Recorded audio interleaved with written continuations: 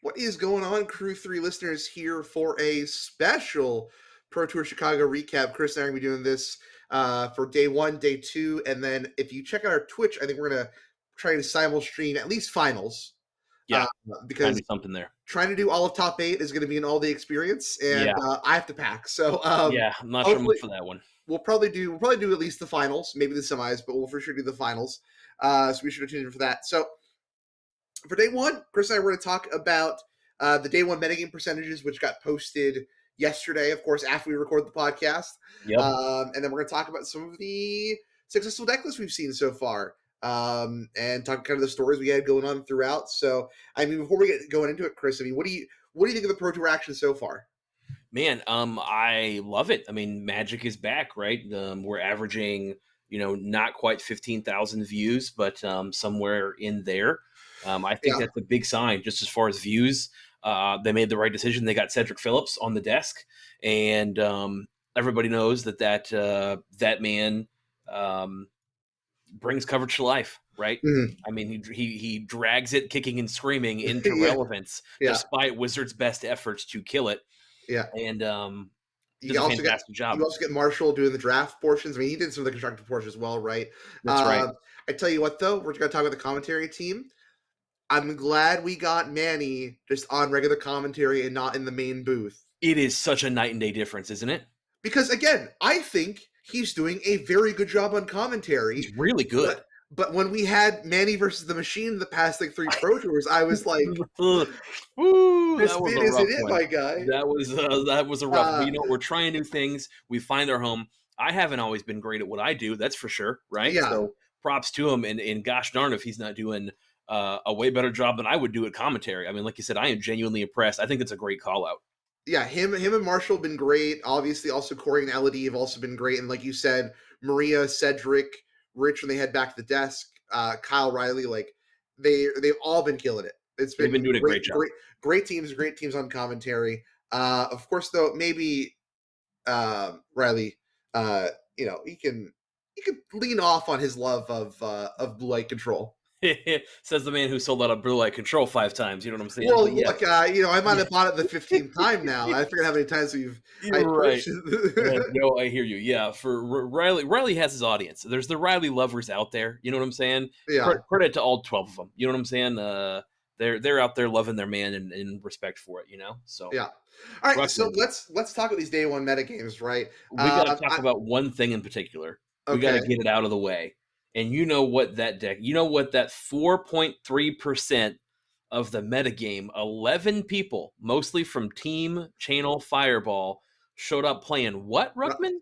Is it in Soul? I called it. I said on the podcast. That's not what I'm talking about. That's not what I'm talking about. The other deck list, it's a Rakdos deck, Ruckman. Okay, so I can't even say Boros Convoke now. Rakdos Vampires, obviously. The deck that immediately watching Sam Party made me go out and buy 4 Invisible Ink copies of Vein Ripper. Yeah. And look, I'll tell you right now, Vein Ripper is pretty reasonably priced. If you don't want to be like me and buy foils, you can buy the really awkward. The Invisible Ink was the only way I was going to buy one of the Dossier Showcase arts, because they're not great. I do not like them. Yeah. But like, you can find them on TCG Player use our affiliate code Crew3MTG.com to go apply our affiliate code and buy your own Vein Rippers, right? Yeah, you could. You give us a little bit of a kickback thanks to our friends over at TCG Player. You can find some for like $7 still if you get like the showcase. I think they talked, and we'll talk more about this deck list here in a minute. I think people are like in the commentaries like, I don't know, Verdict's still out on it, but we saw it in a really good matchup, a really bad matchup, and I think the deck looks stellar. I think it is. I think at the minimum, it looks serviceable. At the minimum, for sure, because we just playing a Rakdos shell, right? Yeah, but like we have powerful things we can put into play. Yeah, I think like you said, right? It's a Rakdos shell with powerful things to put into play. I mean, could it just be a great meta pick for a Pro Tour? Could be. Do I think that it'll find some possible relevance in home still in the format going forward? Yeah, I think we've seen you put Thoughtseizes and Fables in a deck together. Bloodtide Harvester? Yeah, you're gonna find success. So I think this is just another way of playing Rakdos, and boy, is it a wild one. So, like I said, so Chris obviously alluded to the 4.3% of Rakdos vampires, but the rest of the field, right, of our over 200, was it 250 players ish? That's right. We had 46 players of the field for a whopping 17.8% of the field on Is It Phoenix, which I mean, no surprise there, I don't think. Right. Pretty easy to guess going in. That was going to be the number one deck. I mean, Phoenix is good right now. Phoenix is really good. And then, of course, followed by Azorius Control and Rakdos Midrange, both with 14% of the meta share. Azorius Control, I think the point right now is the talk of what is better, Azorius Control or Is It Phoenix? Yeah. And then, people are just going to play Rakdos Midrange. It's a solid choice. You got Thoughtseize, you got Duresses. We're seeing a lot of variants. Of course, the PT, I think we're seeing a lot more of the Reckoner Bankbuster builds than we are the Copter builds with NT, right? Then afterwards, I think this is a big surprising number. Lotus Field at 8.9 is our fourth most played deck. And you know what? Watching that deck on camera, Archdruid Charm looks very good. Yeah, that card does a lot of things, right? I think we watched it on camera today. Cast the fight mode back-to-back times on their own Dramoka. Dragon Lord Dramoka to fight creatures to gain, 20-something life over the course of a couple fights. And you went, oh, okay, yeah, that card does more than just get the Lotus Field. Get the Lotus Field. It also will get you your Dramoka, tutor that up, and that's relevant and can't be countered. So, yeah, I mean, we've seen that deck pick up a whole head of steam with that new Archdruid's Charm, as you pointed out, and again, look incredibly strong. We've seen it look a little fragile as well. It definitely got steamrolled one time in some of these matches. We'll talk about that final match of the day, because that was one for the record books, especially for when you consider playing against Is It Phoenix, which is considered like one of the worst matchups. Yep. For Phoenix, right? It would be. It would be. One weird trick. This one weird trick. Yep. Planeswalkers hate it. That's right. That's right. They got 6.6% shot to the Amalia Believer still out there. Yep. Amalia looking pretty fragile on camera, right? Yeah. I mean, we knew the deck. We knew kind of how to attack the deck from a keeping off the boards. Like, we knew how to attack the deck, right? But 2 out of 3 Amalia players we saw on camera making it look like the deck just does it to itself. Yep. I mean, then the other ones to point out, like, we have Boros Heroic at 4.7. Like I said, Isn't the Soul, Boros Convoke, Vampires 4.3. Jeskai Creativity, there you go, Chris at 3.1, Niv Delight at 2.7. And then 40 other decks making up 15% of the field.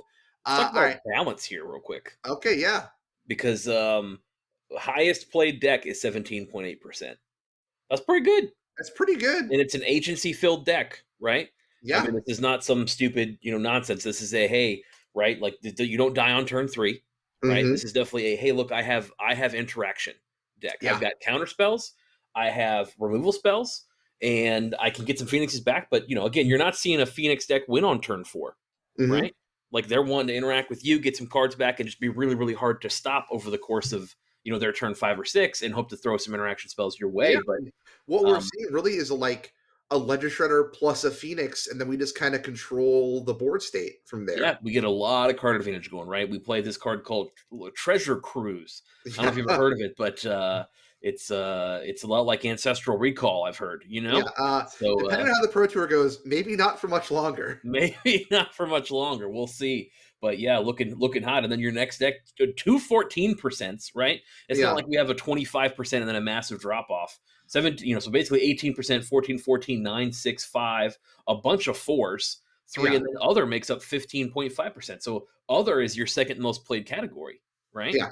And part of me wants to know this specifically says Jeskai Creativity is 3% with 8 players. So yeah, are there just Is It players? There are Is It players, and I don't know if they were counted separately or not, because we're going to talk about it again in a minute here as we dive deep into this. Stay tuned.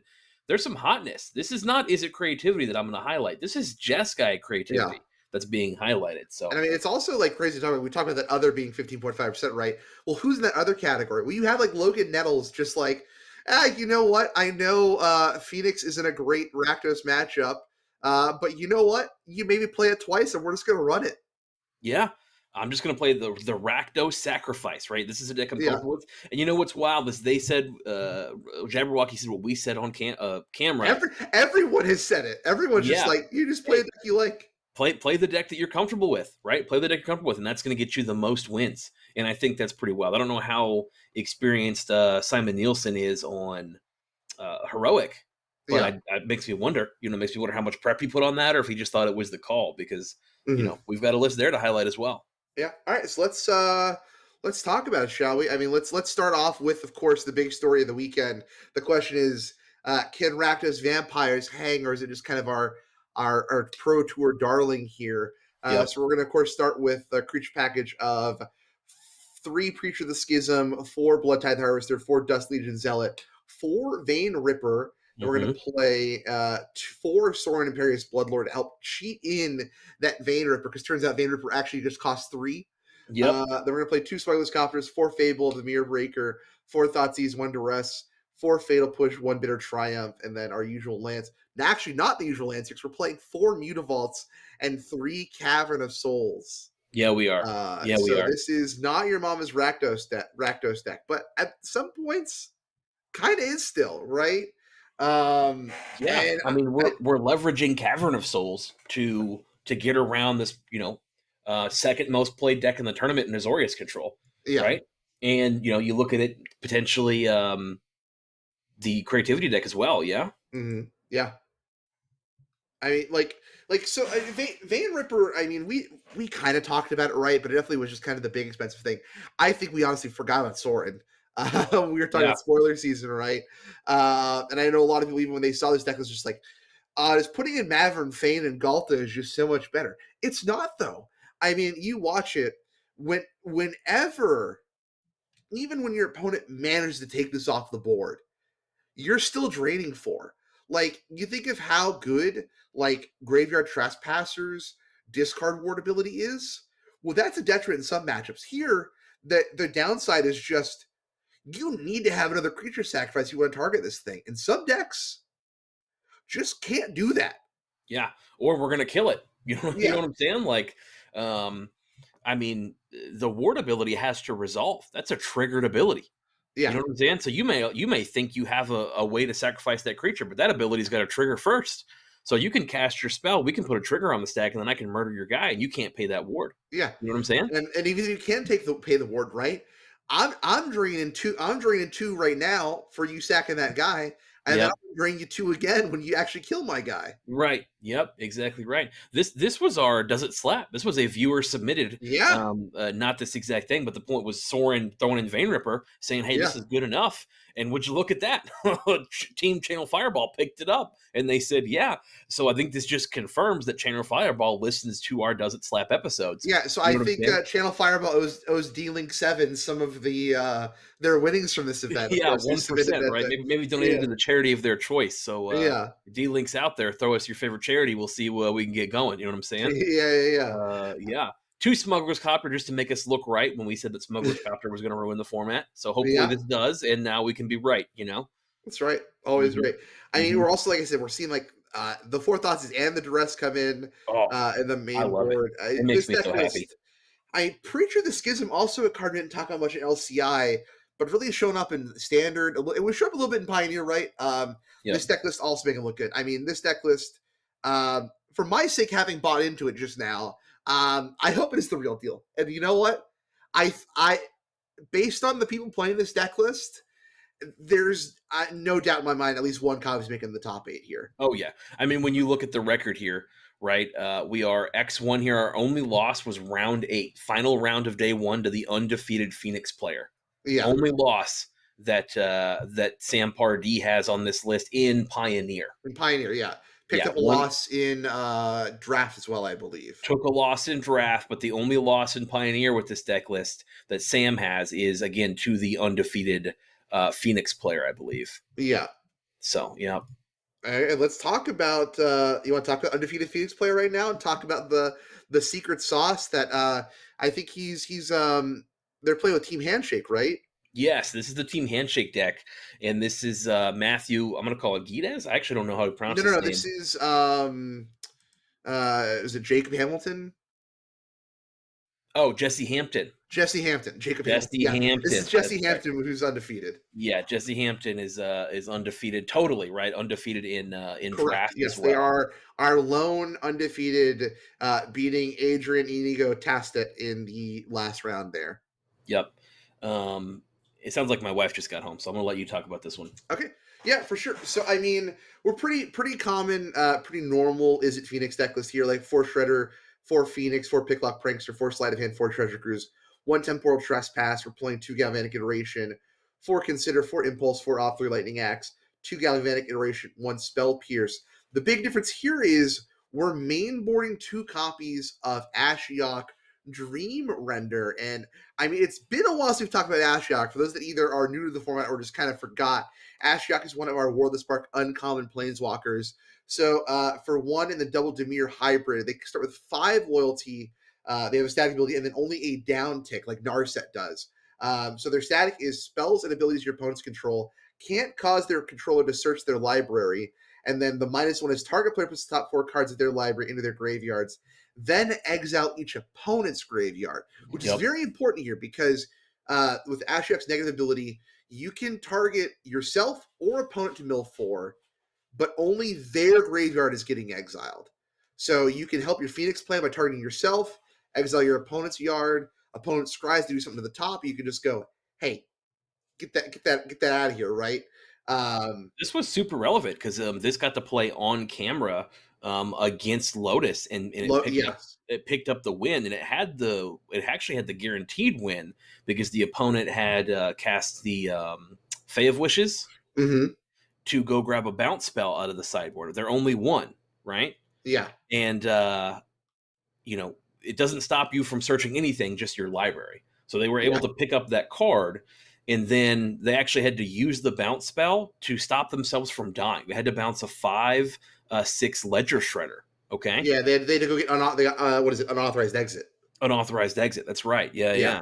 And so we had the chance as the Phoenix player to actually activate our Ashiok post combat because we knew they had that in hand. They got it with Fae of Yeah. Wishes. But just showing you how complicated the line was, like we just kind of thought, oh, my opponent's dead because all what we thought was that unauthorized exit is for the Ashiok. Ashiok. Yeah. And it didn't occur to us that, oh, actually they could just bounce our creature because we attacked kind of excitedly and then activated our Ashiok first when our opponent's next turn was just, okay, well, I'll grab this Leer, cast it out of my Yes. graveyard, and it's like, oh, if we'd have just waited to activate that Ashiok. So, but again, that line, there was super complicated magic going on. Yeah. You definitely don't blame these Pro Tour players playing 7 rounds of highly competitive magic against the greatest players in the world to Yeah. get to that round, right? Yeah. And Ashiok, like, besides that bounce spell, like Lotus can't take this thing off the board. Because what do they have? No. Like the Vizier, and they have Voyaging Satyr. Like that's not going to get it done.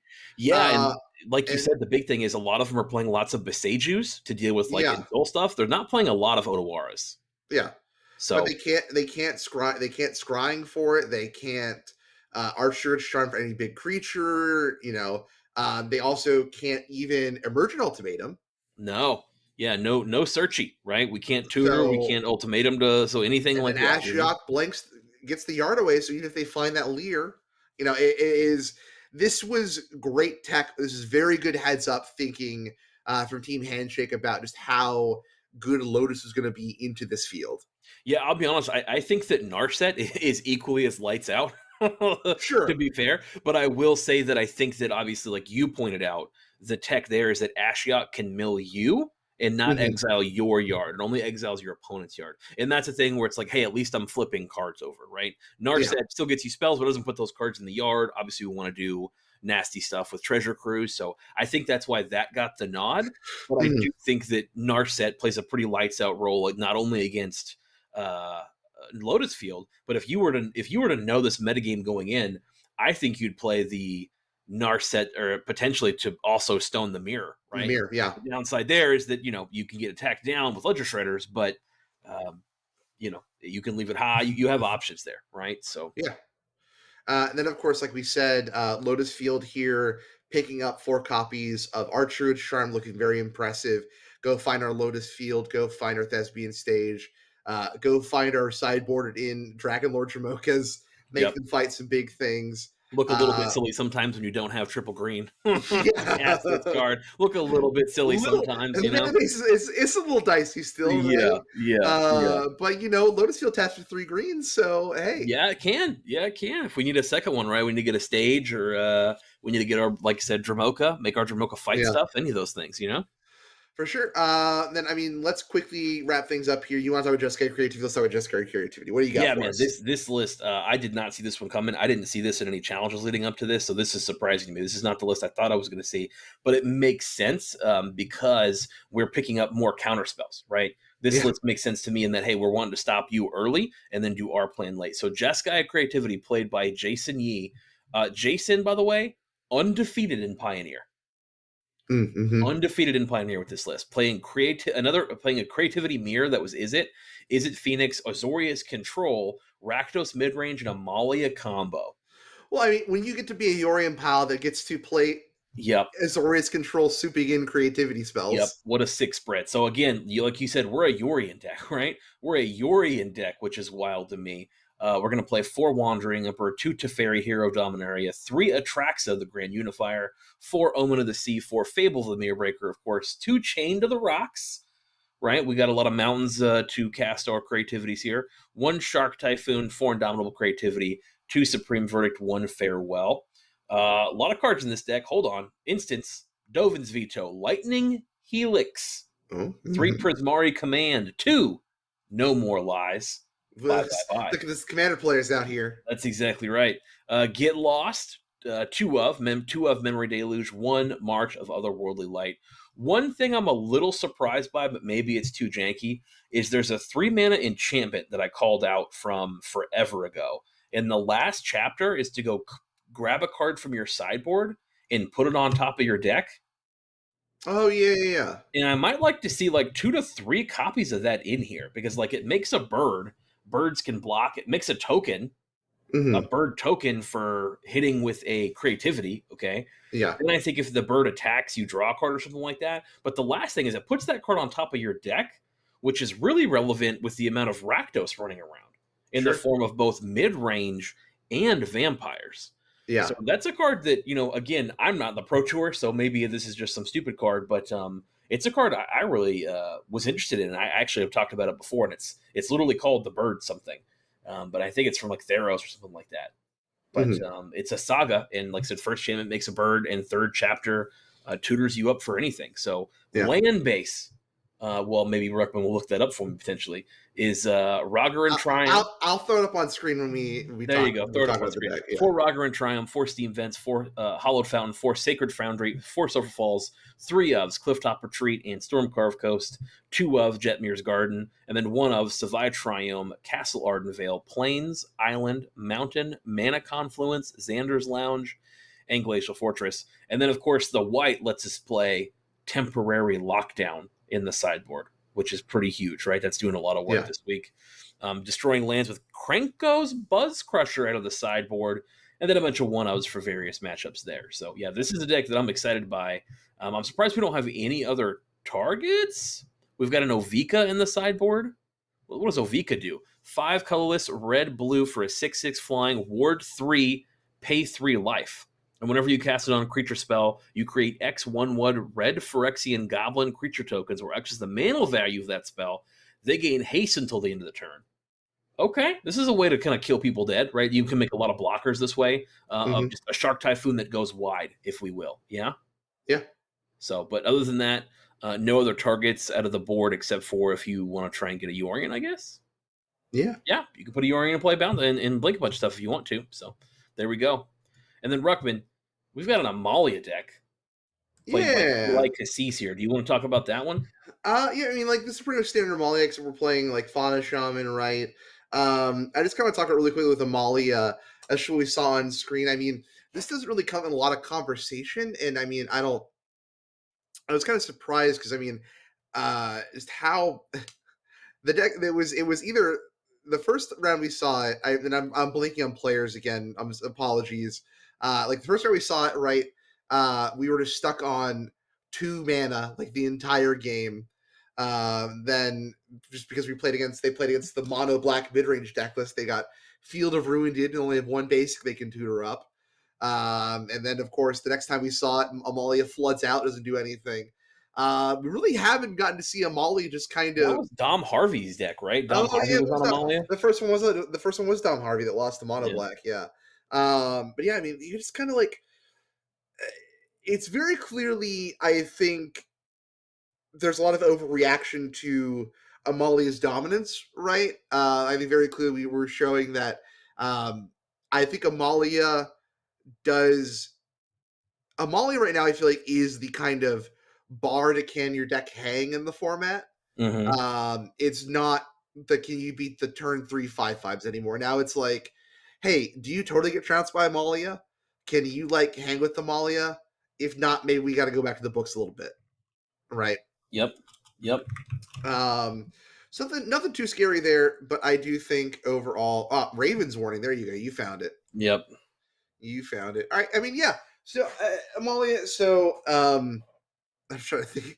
Peter out here trying to figure out how to end this, right?